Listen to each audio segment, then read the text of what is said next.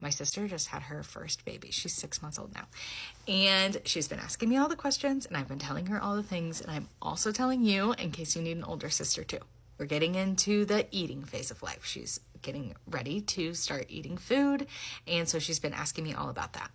First, food before 1 is just for fun, so their main source of calories are milk. It's still milk. The food is not replacing milk.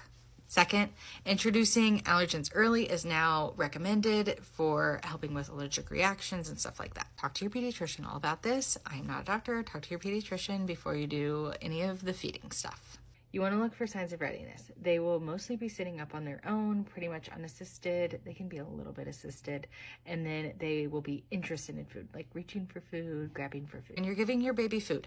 There is like purees, baby food, and then there's like baby-led weaning and giving, pieces of toast and avocado and all of that. And I tend to do a mixture of both of them.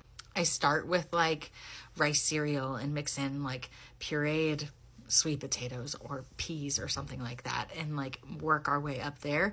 I always want my babies to like have like the feeling of food in their mouth first before I give them like a piece of toast.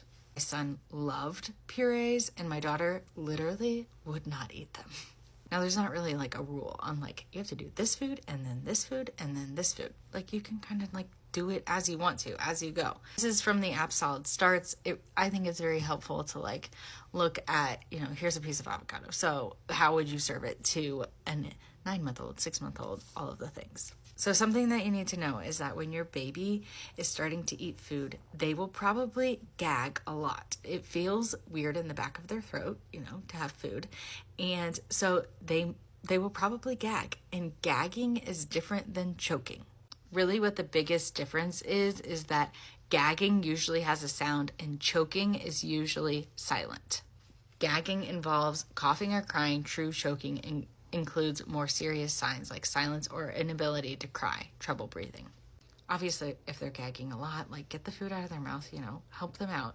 But I really want you to watch a video on how to do the Heimlich maneuver on a baby. That's a good thing to have in your back pocket. You need to know how to do that.